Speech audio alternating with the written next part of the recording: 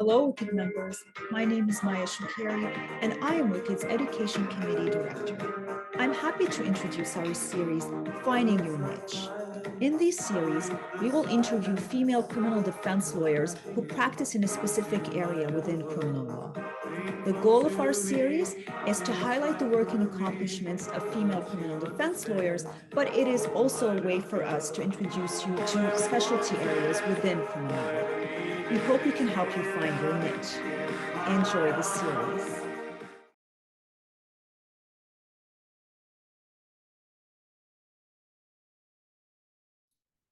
Hello, Sarah. How are you? I'm great. Good morning. Good morning. How is everything going? It is great. It is about the start of a Chinook here in Calgary where the weather really warms up. So I have no complaints about anything. Yeah, that's very nice. So Sarah, your full name is Sarah Rankin. We don't see it on the screen, but for everyone who's watching, my guest for today is Sarah Rankin. And I'll let you, Sarah, introduce yourself to our viewers. Maybe if you can tell us who you are, where your firm is based, and what do you do in your firm? Yeah, so Sarah Rankin, I practice in Calgary, Alberta at a firm called McKay Ferg LLP. And we practice exclusively criminal law and sort of crim adjacent, some civil forfeiture. And my role in the practice is we're an extremely team driven practice, I think, more than most. And so I would say that the majority of my practice is sort of collaborative, creative problem solving on complex issues on whatever file needs that kind of work. And then I also have primarily an appeal practice of my own with some trial and other files. Okay, so you mentioned collaborative, creative problem solving. So can you just explain that a bit?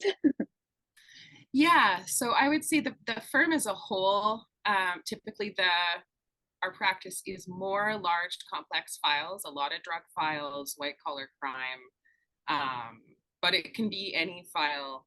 And we tend to work all the files together. There's lead counsel, but there's really everyone chips in and everyone is involved and aware of what's going on As a team. Yeah, and so typically the role that I would play on a file like that where everyone sort of has a hand in it would be legal research, legal thinking, and whether it's a novel legal approach, whether it is a new way of framing an argument, whether it is a new issue or a new way of framing an issue. I think that's probably my favorite skill set to use, and one that I luckily get to use a lot due to the sort of size and complexity of the files that we have. And is this a skill that you've acquired, or did you learn this skill? Is this something that you guys teach at your firm, or tell us more about this? I mean, that's a good question, and I'd be interested to hear what people who've worked with me say about it. I think it's probably always been, I'm not somebody who always wanted to be a lawyer. I came to it late, and I think even getting into law school didn't know what I was going to do with it necessarily, although criminal law immediately made sense once I was there. And I do think that approach to questions, the sort of lateral thinking, combining ideas, has always been in my wheelhouse. But one of the, I think anybody who's been through the early stages of practice, or if you're still in the early stages of practice, hang on. Because one of the things that has to develop is sort of how do you turn the skills, the personality traits, whatever, into how does it apply, right? What's the practical reality of working a file? What's the practical reality of the life cycle of the work? And how do you bring your best skill set to that? How do you sort of both find your niche and also figure out how to apply your niche on whatever work it is that's coming to you, because you can't always pick. So I think it's been a mix of both developing it in practice in an applied way, right? In a way that's useful and serves, but also it's always been the way that I am. And so maybe it was, I've been lucky enough that I've been able to find a spot where I could be myself. All right. And you said that you didn't always want to be a lawyer, that's something that you started doing later on. So what did you want to do before being a lawyer, Sarah? Well, when I was a kid, I wanted to be a fire truck. Oh. Now you tell kids that they can be anything they want, and it took me a while to realize that that isn't completely true. There are some limitations on the nature of matter. But I spent a long time working in the arts, in theater in particular, in theater management. And so that was going to be the career for quite a while. And when I went to law school, my thought at the time was, well, entertainment law. To work in the arts and the creative profession. And here we are. But I mean, but you do have some experience in the arts, right? And in theater and in that artistic world. But did that help you at all in your work as a lawyer? It must help, especially in courts, right? Like, or jury trials. There is some theater kind of involved. So that's an interesting background. So maybe if you can tell us how that actually helped you in your career as a lawyer. Yeah, so I think a couple of things. One is particularly criminal law. I mean, it's true across professions, but one of the hallmarks of lots of criminal law, and anybody who's in it or is awake knows, criminalization of a lot of social problems, of the legacy of a lot of systemic discrimination, systemic disadvantage. That's what brings people into the justice system constantly, right? And there is a big gap between most of the structures of power and decision makers and the lived experience of the people who come into the system, the background, the disadvantages. And so the ability to tell, not just to tell a compelling story, but to do what art does best and what narrative art does best, which is to allow somebody to feel the experience of somebody who is not them, of something that's totally foreign to them, totally outside them, to really allow them, as much as is possible in somebody else's consciousness, to empathetically understand it and have it make sense.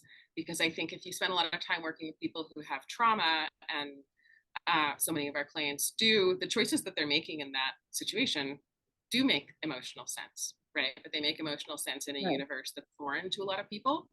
And so that idea of sort of translating not just facts, not just law, but making the client like fully, wholly human in the felt sense of the decision maker, is a very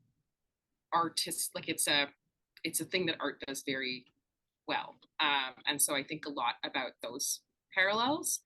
And then there are the sort of more, I guess, mechanical similarities, right? If you're putting up I worked in theater, you get one shot, right? The show is over when the show is over. It runs live. There's no retakes. You might get to do another one. It'll be slightly different tomorrow. Yeah. But the idea that you have like the defined boundaries of what's going to happen today, right? That you're creating the record, that it is running in real time. It's irreversible. And that you have to be in control and prepared for that performance. And then I think there's also some aspects of managing, like we can talk a bit about it maybe, and it's the difficulty, I think, of managing anxiety, fear, and at some level, even though we use our brains in law, your body being a huge part of what you're doing in the courtroom, right? But where the anxiety lives and how you're delivering. Especially in person, right? When you're appearing in court in person, it is actually, especially when you're a new lawyer, a very stressful experience. Yeah. And so actually we're getting into a point that I wanted to raise with you, Sarah, and it's because I know that you are a shy person. And this is, I was also, and I still am, shy as well. So I totally relate to that. And it's not easy, especially when you're new and you don't have a lot of experience. It's not very easy to actually stand in court in front of a judge. And there are often a lot of people as well in court. It's not just the judge, there are the clerks and people who are watching. And so maybe tell us a bit more about that, because I don't think that we talk enough about how stressful, the actual work in courts could be, and how for people who are shy or who don't necessarily feel at ease in public, how do you manage, and how did you, learn how to overcome your anxiety and your fears?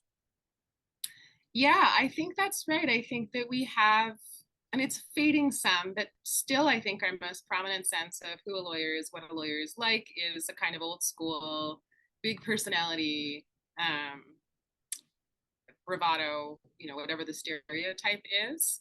So I would say one of the luckiest things about the arc of my career, I went to school in Toronto, I articled out there, I came west, which is home from Edmonton, to clerk at the Court of Appeal, and then to Calgary. And along the way, I've had mentors who were very open about like a holistic sense of what practice is like.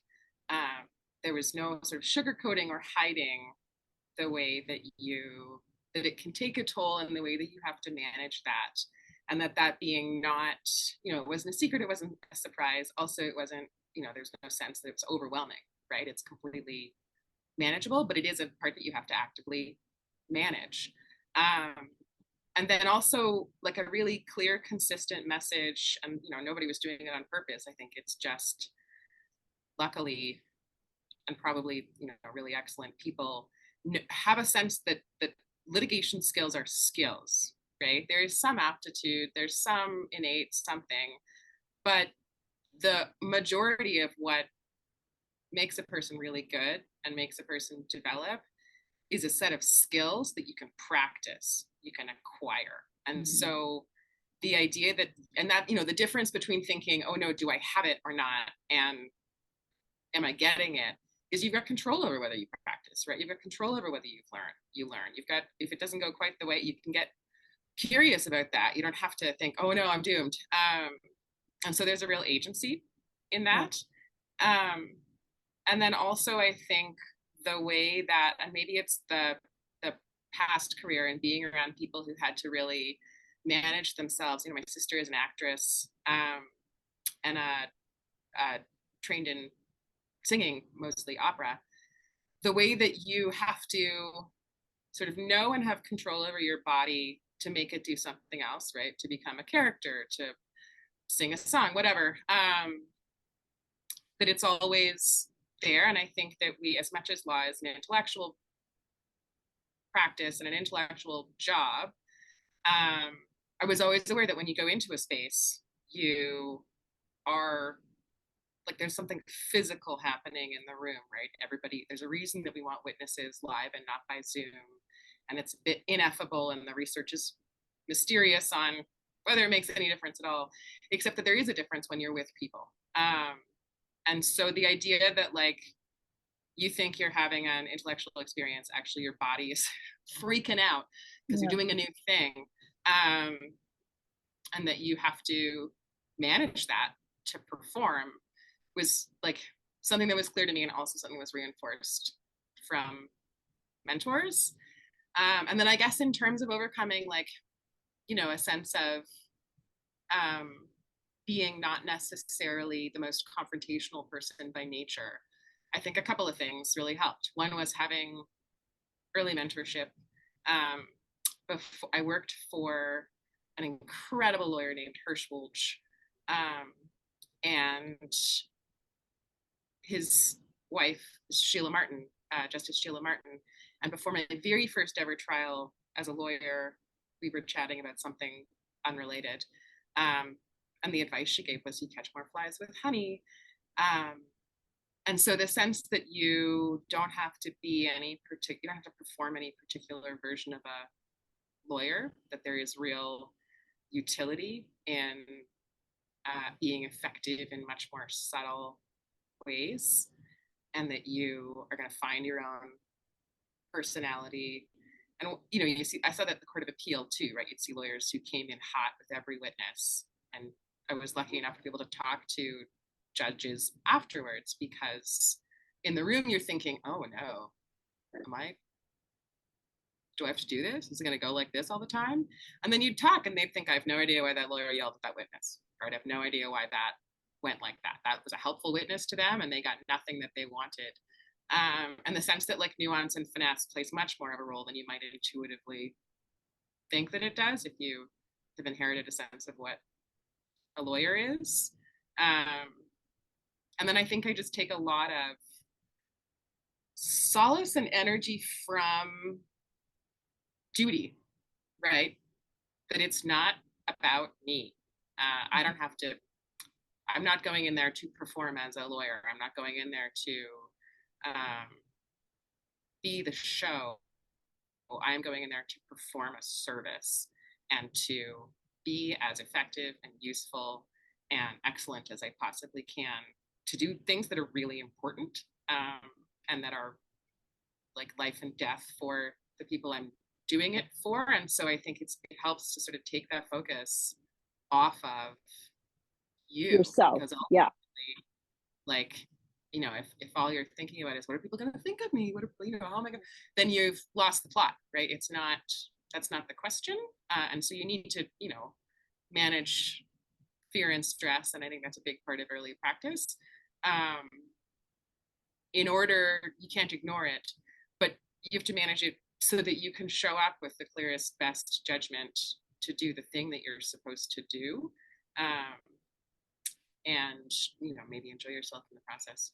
Yeah. And does the fear and the stress, do they ever go away, or is it just that you get used to them, like, and you just know how to manage them better? Yeah, I think my very first week in Calgary, I was talking to Hirsch about this and about, you know, files I was going to take and them being stressful. Like, yeah, I got stressed about going into court. I do think, I mean, I would be 8 years out now. They do change, right? Mm-hmm. The sense of what you're scared about, I think, what you're stressed about shifts over time. That's true. Your sense that like, oh no, what if I don't know? What if something unexpected happens? At a certain point, you're like, that is what's going to happen. And you're a bit curious about what it is, but you have faith in your own skills to manage whatever comes up, right? But there's always going to be, at least so far, and my senior mentors tell me, basically always, there's always going to be stress from the nature of the stakes, right? From the consequences of what we do. And that makes sense, but it also doesn't have to be, you know, stress is useful. It does things, it sharpens focus. It's not just it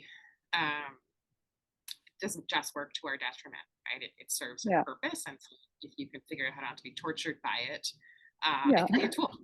Yeah, that's true. And then you just learn how to live with that stress and deal with it. So, and that's something, I guess, that comes also with practice and experience.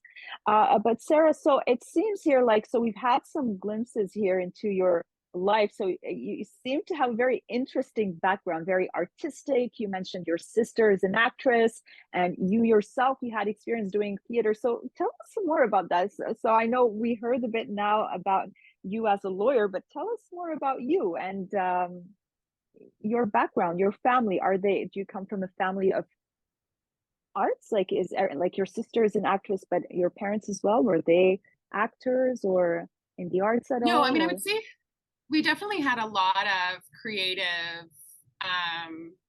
outlets and activities when we were growing up. My mom like plays what? piano, my dad sang in a choir. But nobody, like it was nobody's job, but it was always definitely part of life. My brother I'm the oldest, and my brother is a crown prosecutor in Calgary. Okay. Do you so fight? Do you guys fight a lot? We manage it. Yeah. We disagree about some things. Meaning, yes. He's great. I mean, we've got different views on stuff, but I'm a big fan of his. Yeah, so it was always, I think, in the, the activities that we did and the people that I spent time with. And then I got involved with a theater company probably in high school. I went to an arts high school. And, music, all that stuff was always in our lives. And the more time I spent, volunteering for the theater company, the more it turned into more tasks. So a bit like criminal defense practice, in the sense that you're always wildly under-resourced, and if a useful person turns up, you're gonna use them for whatever they're willing to do. And so that just sort of, it sort of grew into, like, I was in university at the time. I left for a while to study arts management and do that before I went back and finished my degree, and still stayed involved in, the board of theater companies and that kind of thing until I left for law school, really. And you're not involved in the arts anymore? Not in the same way. Like, it's definitely, I read a lot. I would say I consume a lot of art these days. I have less of a, like, concrete. Yeah, like I got paints at home and stuff, but not any organized involvement in anything. Right. And so your sister, the actress, and then you have, and we know you have a brother who's a Crown attorney. And what did your parents do? Were they also involved in? Were they lawyers or? No, like I have tried to think, and I don't know that I had met a lawyer before I went to law school. Really. Okay. That I had a conversation with one. I might be wrong, but it wouldn't have, like, there was certainly none that I knew well or had spent any time around. My dad worked for the local newspaper for basically my whole life, and my mom worked still works in insurance on the sort of claims assessment side. Okay. And so I do think, when I think back to, like, once I got into law school, like, I was there, some of the ways that it might fit made sense. I didn't know what it was until I got there. And once I was there were aspects that were, like, obviously interesting and obviously relatable based on stuff I'd done before. And definitely, tort law, it was a dinner table conversation when I was growing up, right? I was not a lawyer, but it was the stuff of her daily life, right? How do we sort out problems between people? How do we be fair? How do we make sense of this? How do we use this system to deal with tragedy? And so, like, those conversations were familiar, and were, there was a lot that rhymed once I got there. And I didn't know what to expect before I did. And is that what got you into law later on? Like, how did that switch happen from arts to law? Yeah, honestly, my brother, he's younger than me, but he's always been much more directed, I would say. He went first, and I was working a job that I was not super thrilled by. I was not, like, still volunteering in the arts, but working in sort of staffing and HR. And he was just so happy when he came home from law school on the breaks that I thought that might be worth a try. And so I, did the LSAT and went. All right. And when you went into law, did you know that you wanted to become a criminal lawyer, or was it just law in general, and then criminal law is something that you figured out later on? Like, when did criminal law specifically, because now you're exclusively practicing in criminal, so you made that decision that this is what you want to, this is your area of practice. But was it a choice, or was it something that, or maybe not a choice, but was it intentional? Is that what you wanted to do right from the beginning when you went into law school, or is it something that you just fell into? Yeah, I would say very soon after getting into law school, it became clear that was going to be a fit.